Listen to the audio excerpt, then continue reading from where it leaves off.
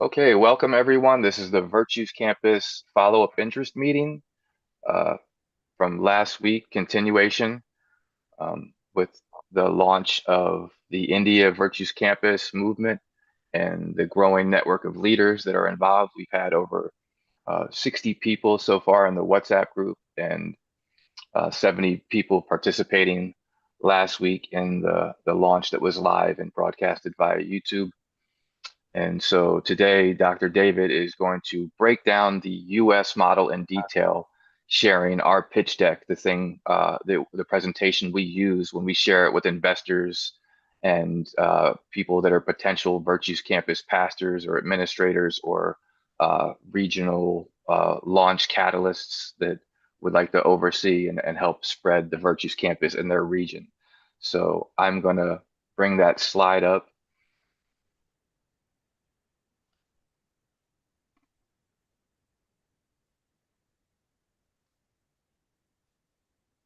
And as soon as Dr. David's ready, he can start going through this with everyone.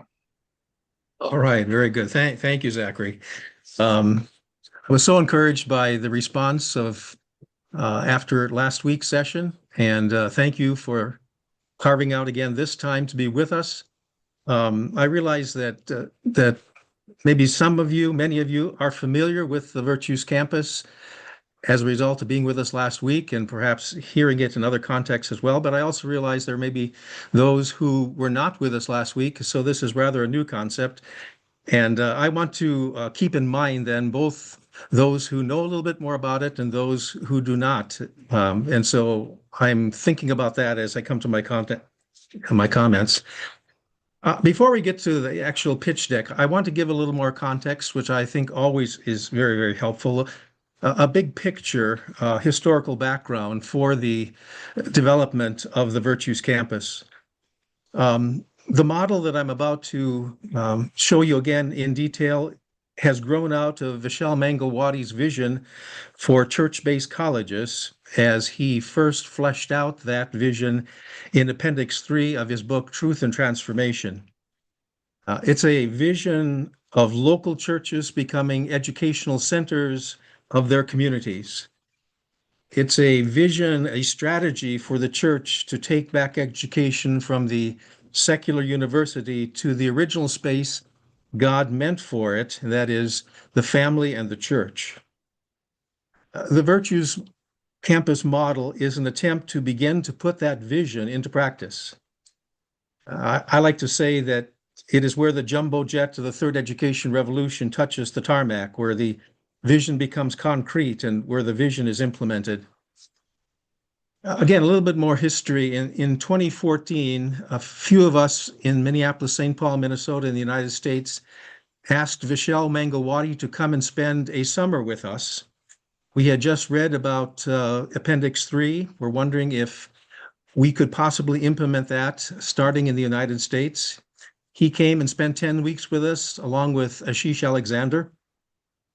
And during that 10 weeks, during the summer, we just really questioned him and probed him and kind of picked his brain as to how this model that he wrote about could be implemented.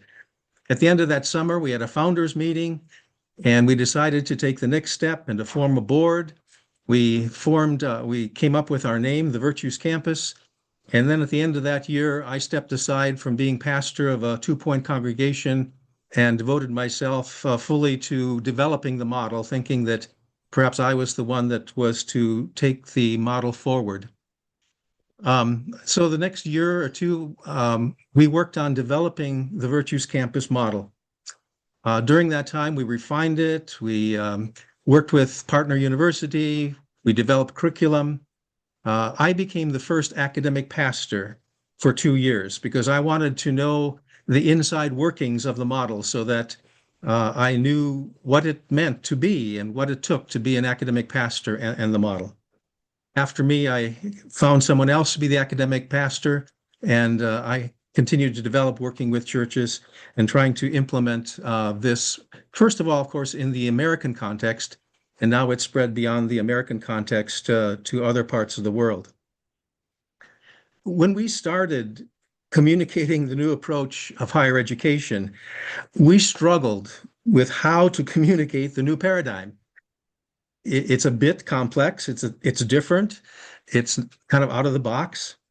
I could talk with someone for 20 minutes and then see the light bulbs go on in their minds, but didn't, it often took 20 minutes, and I didn't always have 20 minutes to talk with people. And what we found in communicating with people so that they could grasp the concept more quickly was to refer to it as Christian period, community period, college period. In other words, what we're talking about is Christian. It's an education rooted in the fear of God, the wisdom of God, God's revelation of himself in the scriptures and in his son, Jesus Christ, how God thinks about things and teaching that to students. So it is Christian, it is community, it is local congregation based, um, and it is college. It's not a Bible school, it's not a seminary. It is looking at all of life through the lens of God's revelation of himself in the scriptures and in Christ. So it is something that looks at the whole of life and all the disciplines of life and puts a biblical worldview around that learning. And that terminology, Christian Community College, resonated with people. And then we could go on to explain it more quickly in a way that they could often comprehend. Now, as we think about implementing the vision, I think there may be 4 steps that we can keep in mind as we go forward. The first is to embrace the vision, the vision that Vishal Mangawati has laid out in his vision for church-based colleges. The second step was the creation of the model. And that's what we developed in the United States. The third then was to implement that model in the American context, which we have been seeking to do. And now we come to the fourth phase, and that is implementing the vision in other nations, specifically, as we're talking here, implementing the vision for India. And so as I share the model with you, my challenge to you is in your minds be translating the model that you're hearing about and thinking through how it can be translated into the India context where you are. What is the issue that we're facing? Again, let me start broad and narrow it down. For 1,000 years in the Western world, education was the domain of the church. Theology was the queen of the sciences. In other words, all of life was looked at through a biblical lens. Law was looked at through a biblical lens, science, medicine, education. Education's natural habitat was the church. But then distortions and corruption crept in over time.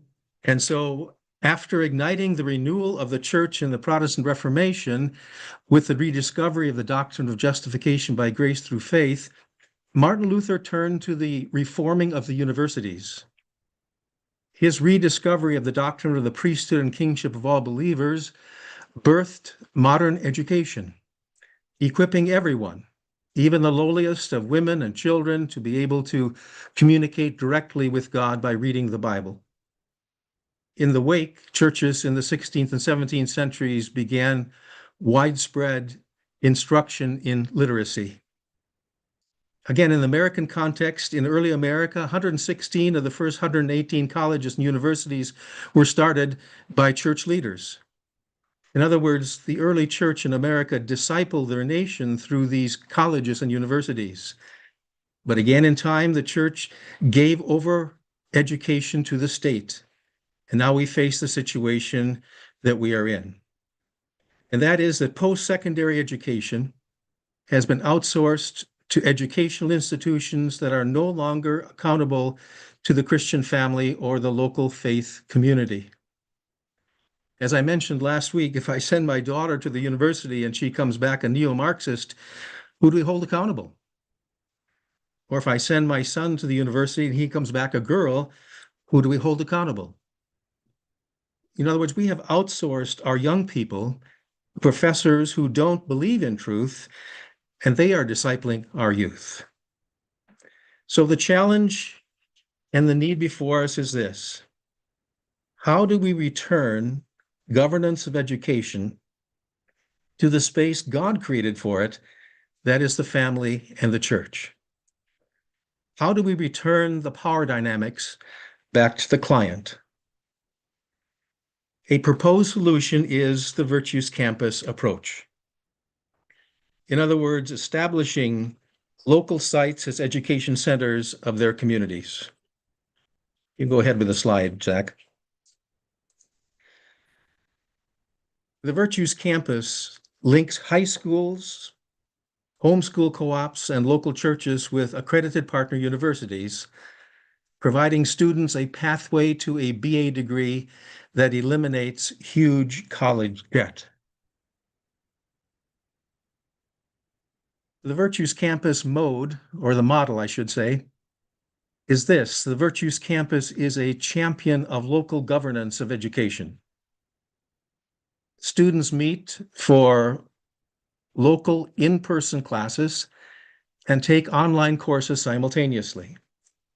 Shadowing the Oxford-Cambridge tutorial model, students earn their degree from the partner university but receive mentorship and tutoring at the local level. We call these mentoring or tutoring persons academic pastors or academic mentors. They mentor the students, teach the students, facilitate their learning, hold them accountable spiritually, morally, and educationally. The purpose of education, we have sought to include the purpose of education into our very name, the Virtues Campus. 2 Peter 1:5 says, "For this very reason, make every effort to supplement your faith with virtue and virtue with knowledge." Virtue in our name communicates our belief that veritas, truth, and virtue character need to be integrated into the competencies of skills and knowledge. There are God-given virtues, justice, mercy, love, courage, honesty, generosity, that must be rediscovered, or recovered, I should say, in education and preserved. Education is not just the transmission of knowledge, but the process of learning wisdom. The fear of the Lord is the beginning of wisdom. So the Virtues Campus method. The Virtues Campus guides students on their pathway to a four-year college degree, if that is the pathway that they have chosen to be on. Career readiness. Training helps students understand God's design in their life, which gives direction to career choices. The two-year program leads to a AA degree, which is then taken and applied to a BA degree at a four-year university. So how does this work? Students enroll in a local Virtues campus and an accredited partner university at the same time. On the local campus, students take courses that are Christ-centered and couched in a biblical worldview. They take courses in a career readiness track where they learn about themselves. They come to a greater self-understanding of how God has wired them, how God has fashioned them, how God has gifted them. They come to a much better understanding of how God has put them together, because that will give them some real leads as to their vocational calling in life. There is a worldview track where we talk about apologetics. We talk about the different worldviews that are vying for the attention of young people today. We talk about how you apply biblical truth to the various contemporary issues that we face in all of our societies and cultures. There's a track on 2 years of Bible, a deep Old Testament survey and a New Testament survey. And then also we have courses on personal finance, as well as basic life skills. So 6 to 25 students attend classes Monday, Wednesday, and Friday on a local campus under trained and qualified academic mentors. We have currently 5 partner universities. We are always wanting to add more, and we'll continue to work on adding more partner universities. But those that we have now are Crown College in St. Bonifacius, Minnesota, William Jessup University, Rockland, California, Waldorf University, Forest City, Iowa, Calvary Chapel University, Sun City, Arizona, and then Southeastern University in Lakeland, Florida.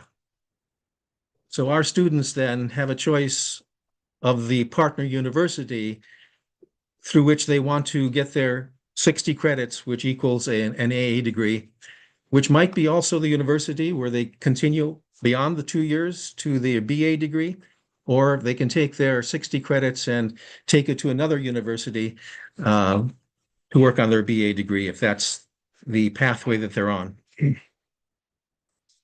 Just a word about the business plan.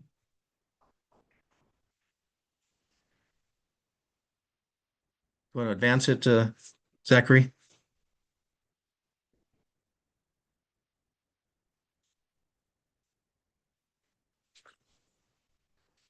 There's dual enrollment I see first of all. Let me talk about that first. There are 2 groups of students that are our target audience. The first is juniors and seniors in high school. The second are high school graduates. When we talk about dual enrollment, we're talking about junior and senior high school students, homeschool students, who earn credits through in-person courses, which then transfer into the partner university and are applied to an AA degree. Online courses count towards high school diploma and an AA degree. And so juniors and seniors in high school, homeschool students, as they become Virtues Campus students, for the 2 years that they're with us, at the end of those 2 years, they gain 60 credits, halfway toward a BA degree, and their high school diploma at the same time. So they're graduating both with an accredited Associate of Arts degree as well as their high school diploma at the same time, which is pretty fantastic when you can end your high school years with already a college degree halfway to a BA degree.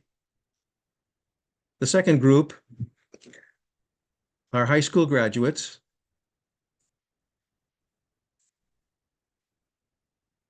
We'll advance that, Zachary. Because I don't have a slide on that. But if a person with a high school diploma comes to us and spends the first 2 years with us, then there you go, high school grads. Students earn an accredited AA degree, 60 credits in 2 years from the partner university. And then Virtue's in-person courses earn credits and transfer into a partner university, 30 credits, 15 credits are earned from the partner university, online courses. And then the additional 15 credits can be earned from the partner university or from other sources. So they spend their 2 years with us. At the end of the 2 years, again, they have their 60 credits gained from the courses they take on the local church context, as well as the online courses. Then the business plan. There we go. The college program is designed to be funded through student tuition. Each campus site receives a stipend based on the number of students enrolled on their campus each semester. The campus site then pays the salary of the academic mentor, a part-time assistant as needed, and utility and facility costs. So the main point here is that the college program is funded through the student tuition. That results in a significant cost reduction. Credits are extremely low cost. We can cut down on the overhead. Students don't have to pay resident fees at a brick and mortar university. We get a cost break on all of the credits, both those taught the local site as well as the courses taught online. College credits from partner universities, as I said, are low. What does this do in the long run? It avoids interest payments on college debt. We've had students that come through the first 2 years debt-free because we encourage them to work part-time. At the end of those 2 years, they're halfway to their BA degree, and at that point, they have no college debt. less room and board costs. There are no room and board costs because our students live in the area, they live at home, and they commute to the local site. If you can gain your AA degree at the end of your high school years, you are 2 years ahead of everybody else, and you can get into the workforce 2 years earlier than your peers. Our students can really graduate in 4 years or less. Right now, many universities talk about taking 5 or 6 years to get their BA degree. So there's a reduction in wasted time, and there can be a savings of $20,000 to $60,000 over 4 years. So it's a very, very affordable model, which allows even students of low income backgrounds to be able to get a first class, excellent education. And the last one, again, just the American context. We have a vision of establishing Virtues campuses in hundreds and thousands of churches across America. Breaking that down, there are 3,148 counties in the United States. We would love to establish a Virtues campus in every one of those counties. So the vision of the Virtues campus is to plant a campus in every county in America. And this task, this challenge will require the cooperation of churches, retreat centers, homeschool co-ops, and Bible camps, those who are passionate about educating the next generation in God's truth. Well, I think I'll pause there, and I hope that gives, again, a little bit more of an in-depth understanding of how the model works as we have developed it here in America, in the hopes that also this model can be translated into different nations.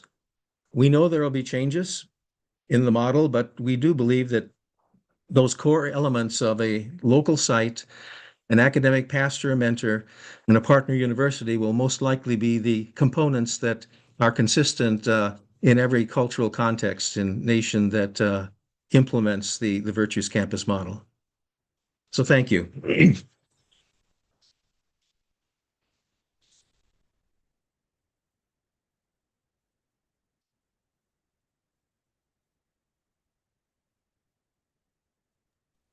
Okay, any of those that contacted me before the session today and volunteered to help contextualize and take some leadership and uh, help give examples of how you can do this in India, if you would raise your hand so I can make you a co-host, I can identify you, and that way you can share your screen if you want, and that would be great. So you can unmute yourself and let me know that was me. There was at least two of you that said you would be able to do that. So if you are here, please raise your hand and so I can identify you in these Zoom boxes.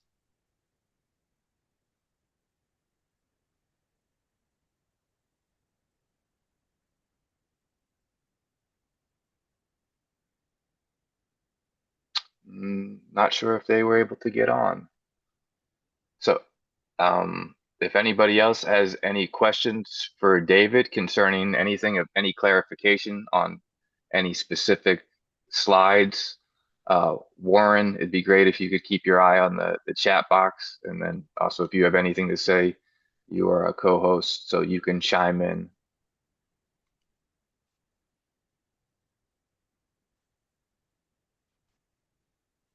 Right now we're open for discussion, so that's the point of this right now, is so we can There's a discuss. I question. see There's a question, I just Zachary, made about a co-host of Joshua. You have your hand up.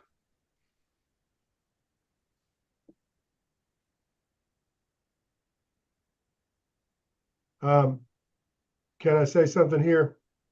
Yes, go ahead. So there's a question about the PhD or doctorate in mainstream subjects. Here's what we know. The universities, the partner universities, have their own programs, And I myself live in the city where Southeastern University is, and they have 40 degree programs as undergraduate programs, but they also offer master's and doctorate degrees. So it depends on the institution that the student works with. But yes, there is opportunity and availability to go all the way to doctorate.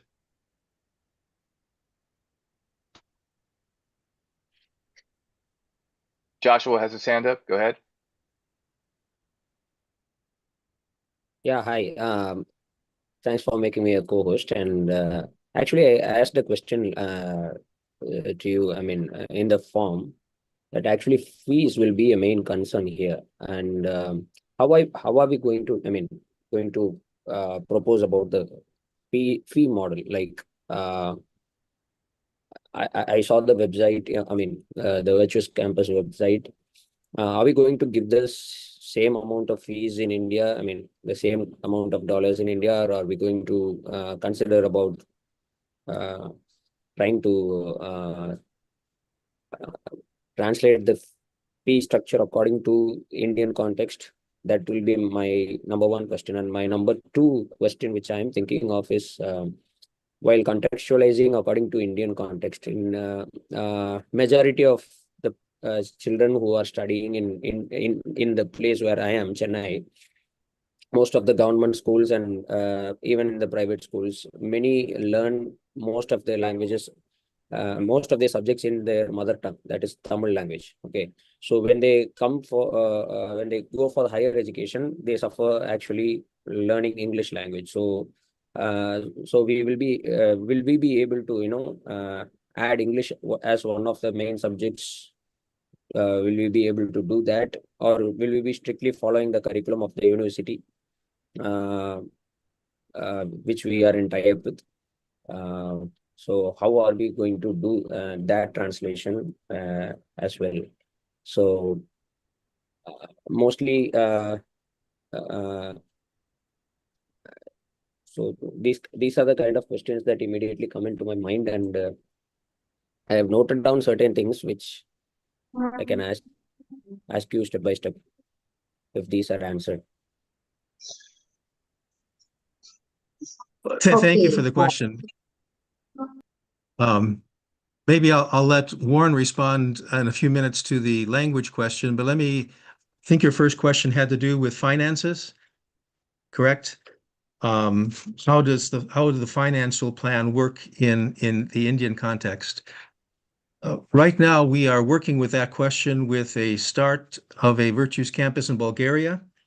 And also, we're working with a new campus start in Kenya, in Nairobi. Both of those campuses intend to partner with Southeastern University, which is a university in Florida. Southeastern University has an administrative arm for international students called Missio. And we have had many conversations with Missio, and especially they are helpful in many ways, but especially in this question of scaling the cost of an education. In other words, they work with different countries and they adjust the cost per credit of their university according to Bulgaria, Kenya, and India. And I just checked with them this week again, and there is definitely a cost break and a reduction of cost and adjustment of cost for India. So it does make it more affordable for those who are partnering with Southeastern University through their administrative arm at Missio. Having said that, also there are two costs involved here. If we can just keep those in mind, there's the cost of the student toward the partner university. The student pays the partner university directly. We as Virtues Campus don't get in the middle of that. So that's one cost. And there's a reduction. There would be a reduction for students in India. The second cost is on the Virtues Campus side of things. Let me just say this. In America, that comes to $5,000 a year. Having said that, again, we make adjustments for different nations like Bulgaria and other nations. We have to have a certain amount that comes to virtues in order to function. But the other part, let's say there's let me use the American context just as a guide, okay? There's $5,000 for the student in America. 1,600 of that comes to Virtues Campus so we can maintain all that we do on our side. The other $3,400 goes back to the local congregation, the local site, to pay for the academic pastor and any other expenses. But in another context, that $5,000 could be $4,000. And then you make the adjustments. The cost for the student would be less. And in that context, then it would also reflect upon the cost of the academic pastor. So does that help? Yeah, yes. Thank you. Warren, do you want to talk about the language, English and other languages? Sure. This is a very interesting subject to me because I teach English and I teach Spanish and I'm studying Russian. So I'm a language guy. I love languages. But when I've spoken to Southeastern, for example, they told me, no, we can't do any translation. And so there's a difficulty there. There are a couple different, I think it's an area to pray about because we need translation. There are some interesting developments these days with AI to do translation. And, of course, we're thinking about that. We need to look into that. I know that Vishal has spoken about having courses of English in order to teach the Bible and sort of having a Bible-based English course. And so I'm very interested in that. But for a setting like India, you would need so many, teachers and a fully developed curriculum and so on. And you have many. I actually use one Indian woman. Her YouTube teachings in English are great. She calls herself Chetna. She's a great English teacher. I'm sure you have many, but it is just an area I would say that is an area of prayer. We need to pray about how to do this because surely if we don't translate, then we will not be able to, truly promote this in other nations. So we appreciate the question. The only thing I can say to you is that let's keep praying about it and see what can be developed. Marcia, I noticed that you put a comment in the chat about this very thing about global education. Would you like to comment? Thank you, Dr. Day, for this.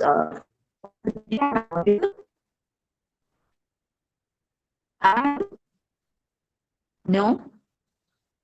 You're breaking up, Marcia. Yeah. The connection's bad. Maybe if she can type her comment, David Yeah, or someone else in the India context could expound. Now am I audible? Now am I audible? Still bad? It's a little Try that. better. Still poor? Yeah, it's good now. Keep speaking. Okay. So I just wanted to encourage that Virtues Campus would be a blessing to Indian students because it's a global education, right? Like we partner with US universities. So that's a gateway to a global career as well. And definitely students learning through the English medium always find advantage within the country, outside the country. So at least for the graduate level, they should transition to English, and English helps.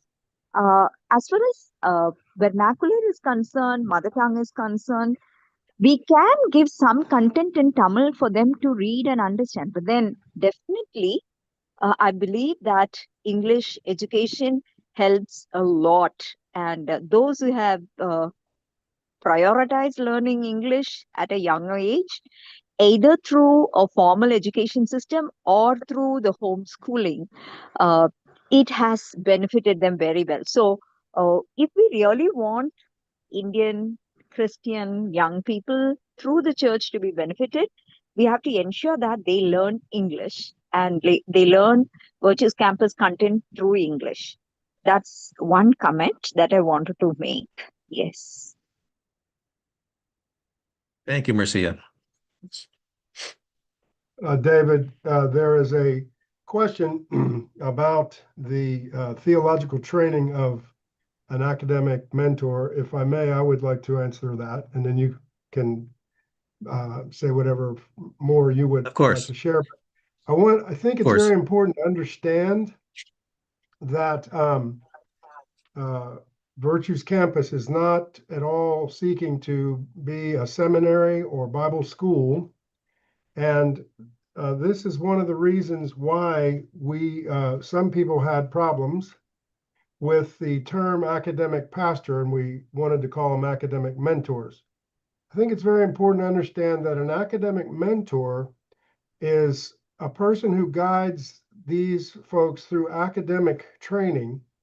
And what we need them to be is a mature Christian who can disciple and guide, a person of character, a person who loves the students, but a person who knows about academics, and so they can help them. So theological training is not necessary. What we need is that they have basic biblical understanding, of course. But you wouldn't have to have a degree in theology. We want you to help academically. So I hope that answers Yeah, that. yeah. Let me just add. Thank you, Warren. Thank you. Just here's a difference between where we are now and where we want to be eventually. There is talk in the third education revolution of developing courses that would train would-be academic pastors more theologically, more biblically. And we hope to develop those courses and to be able to direct potential academic mentors to those classes. But we are not there at this point. And so at this point, we are, as Warren says, we are looking for mature believers, believers who perhaps have a Bachelor of Arts degree, a college degree, who love the students, can build into the lives of the students, can facilitate the classes that are taught in the local site. And those are the kinds of people we are looking for right now until we can develop more training down the road.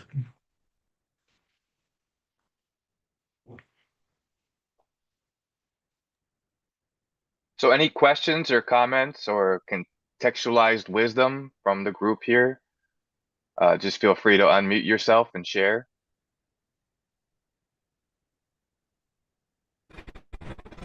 Yeah.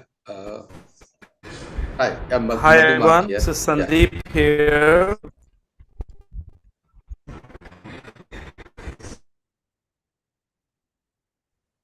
Go ahead, Sandeep. I was just waiting for Madhu to go ahead, so I kept. Okay, my question is totally well, since Marcia ma'am has said, I totally agree that since it's a higher education, so we need to rely on English because it's going to be a global thing. But at the same time, I would be interested to know the universities that are in collaboration with you, what are the courses that they are offering, so that we know when advance we will ahead of time. So what are the kind of students we are looking for? So that will help us in later. Thank you.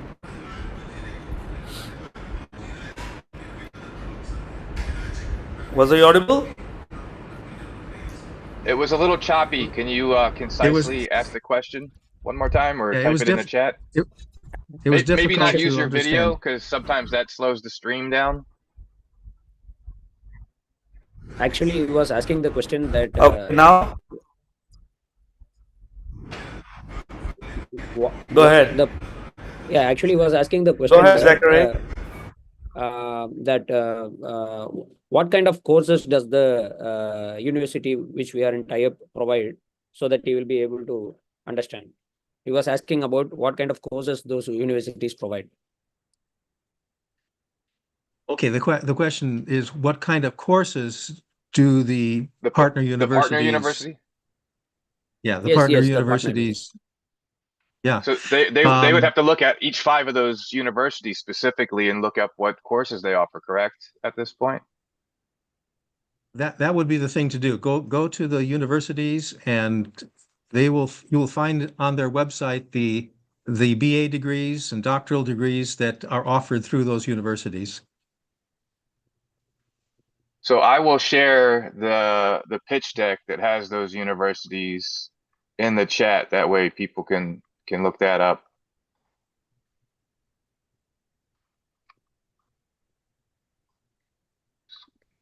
You'll find, I think, that these universities are offering courses that most universities offer: psychology, history, chemistry, biology, um, all the various courses. David, there's a question from Anita saying that there are a lot of Christian universities in India, but it needs a lot of PR work to make connections there. How far advanced is VC in that area? That's the kind of thing we want to see happen, where it would be Indian universities, if possible, if they're Christian, if they meet the criteria that we have for them. We would love to see that happen. And we're, as far as how advanced we are, we're not, because that's an Indian thing. Now, I'm sure Vishal must know a lot about it, but as far as we are concerned, I think those of us here on the call today, we don't know anything about it. That's what we want you to help us with, and you tell us how we can help you as well. Yeah, I think that's right. When it comes to that, um, there would be hopefully be people on the ground there in India who could make the initial contact with potential universities and kind of provide a pathway for a discussion for those universities. At that point, we would be more than happy to join in that conversation, but that usually has to come from people on the ground there in India as they make the initial contact with potential Christian universities.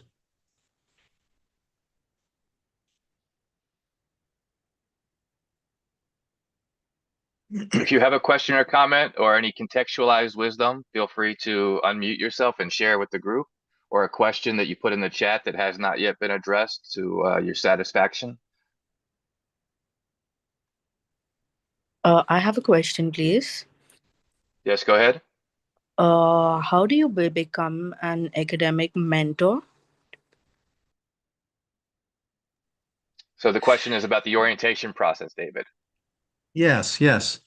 For a person who is considering becoming an academic mentor, um, that person could contact me, could contact the Virtues Campus. And what we have is about 4 or 5 one-hour sessions. We call them orientation sessions, which orientate a potential academic mentor, everything from A to Z, which goes into overseeing the start and the development and the functioning of an academic of a Virtues Campus.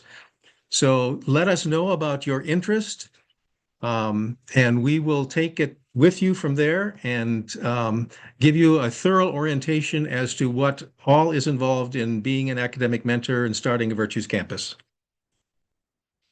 Everyone that is interested in learning more about that, please type in the chat AM to identify academic mentor that you would like to participate in a deep dive.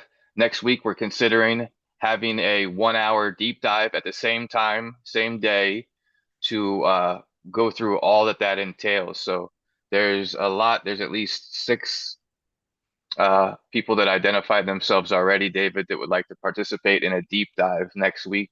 7, Great. 8 in the chat. So um, yeah, so next week at the same time, we'll go through that, and that won't be the actual orientation, but that will be giving you a teaser of actually what you will be committing to. And then if your group would like to, David would be able to do a group orientation where he takes 10 people from India from different regions all through the orientation process at once.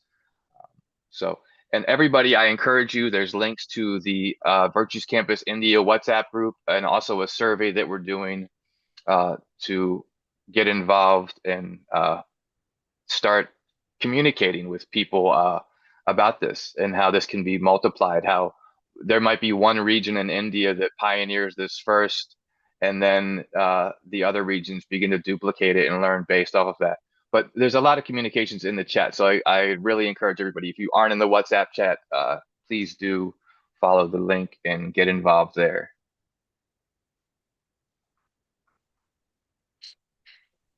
Yeah, I have a question. Yeah, Yes, go ahead.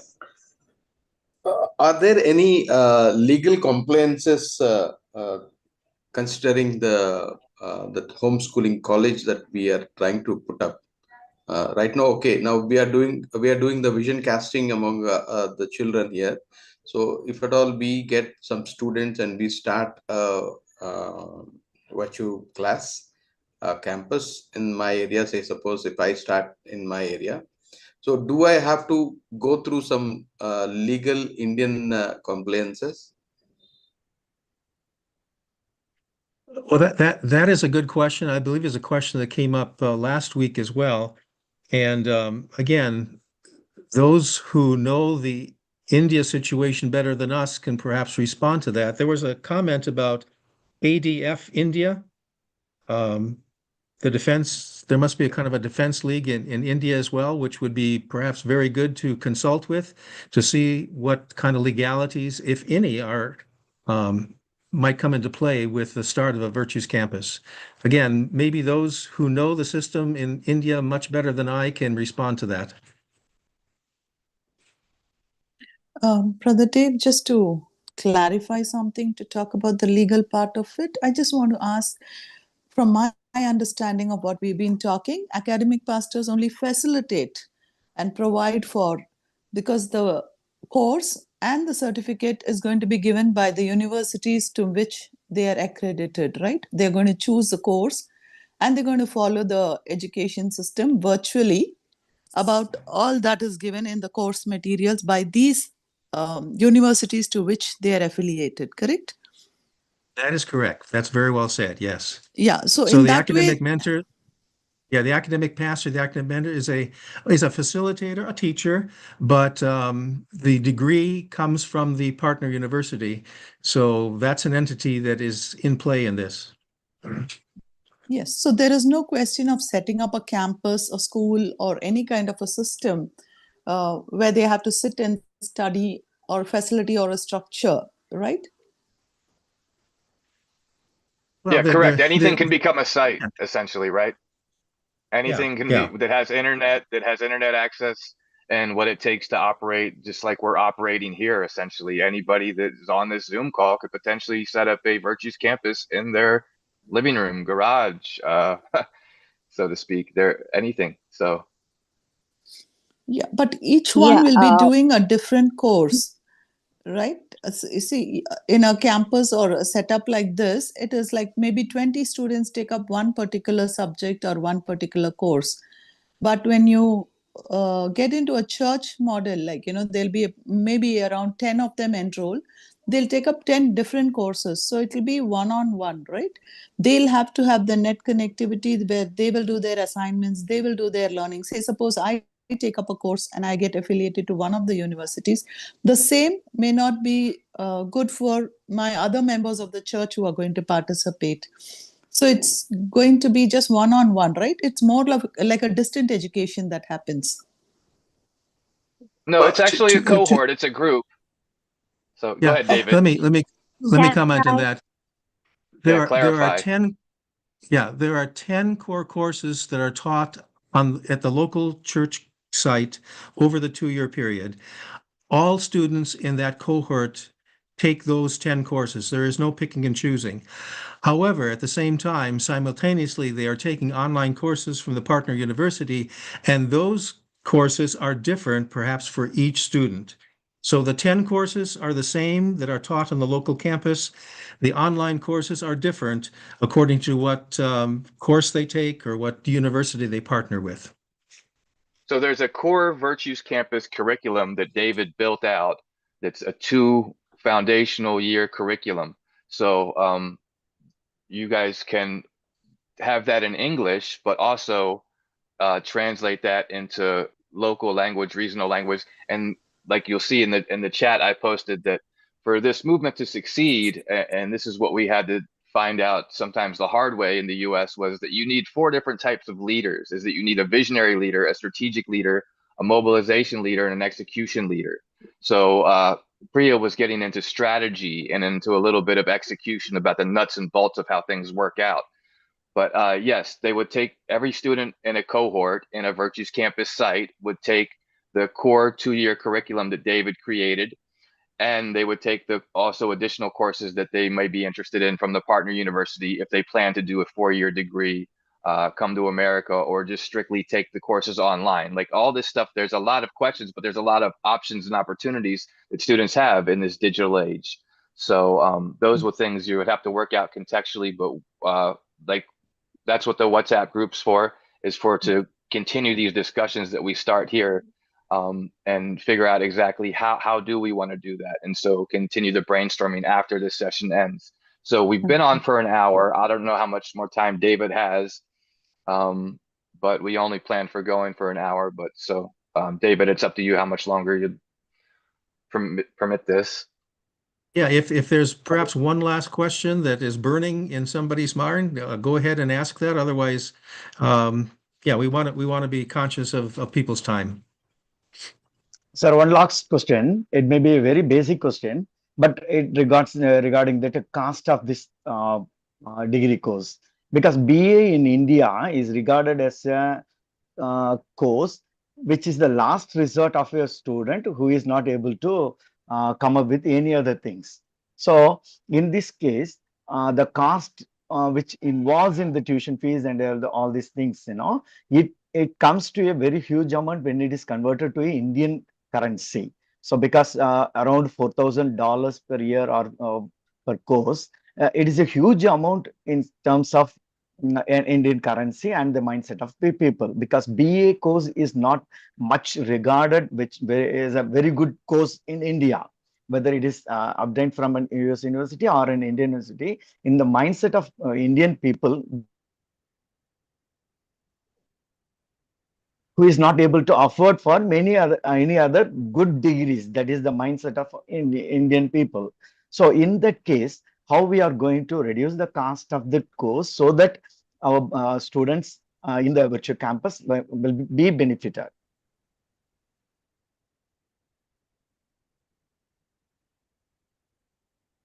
I'm not sure I quite caught everything So there. that was a deep contextualization question that the India group would have to go through on their own. So I recommend you bring that question into the India Virtues Campus WhatsApp group and share that, and allow others from the group to begin brainstorming around that and exactly how you will address that problem. Because like like we said, our group, we're operating in America, and we're just starting to branch out internationally with interest from India, from Kenya, from Bulgaria, and so we're here to help. But this process, it often takes, especially translating this whole model to another context, especially as a context as complex and a civilization as old and complex as India, is going to take some real strategy sessions. And so you guys are going to have to do those strategy sessions, and we'll be there to help you. And so next week, same day, same time, another hour, but it's going to be a deep dive into the academic mentor. So hopefully we'll have some of our academic mentors, our academic pastors here from the US, that will be able to join in and explain and give testimony of how they're working through this model and have been teaching, and how they recruit cohorts and train cohorts. And the week after that, we would like to do another session on the administration of the church college itself. So be encouraged. We're here to walk and to labor alongside of you to see this happen, to answer as many questions as we possibly can. But like I said again, some of the questions and objections you might have to say, well, I don't know, that works in America and it's not going to work here. That's absolutely 100% correct. It isn't. And so I will be facilitating and working with all of you that are involved to help answer those questions. Join the WhatsApp group, and you will be alerted of all that is to come. So, David, if you would like to say a prayer to close this session. I'd be happy to. Heavenly Father, you have gathered us together in this second session. We all have a burden for the next generation. You have placed that burden on our hearts. You have called your church, your people, to educate, to disciple the next generation, to disciple our nations. Father, as this model which you have given a vision for Rochelle, as we are trying to implement it here in America, as we're trying to implement it in India, we need desperately your wisdom, your creativity. Help us to form the teams that we need.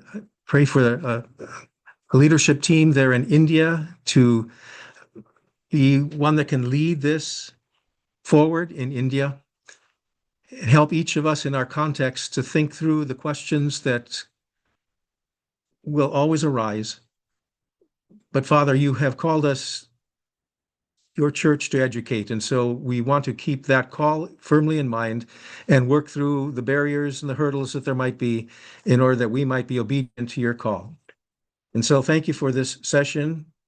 We look forward to another session next week as we think more and more and more and pray more and more about how this can be implemented in India. And so we ask that you would lead us forward, and we ask this in Christ's name. Amen. Amen. Amen. Thank you. Thank you. Amen. Thank you so Thank much, you. Brother Amen. Dave. Thank you. Thank you, Brother Zach. Looking forward for Thank you all. next week. Thank you. Thank you all. I have a few questions. this- I'll initiate the questions in the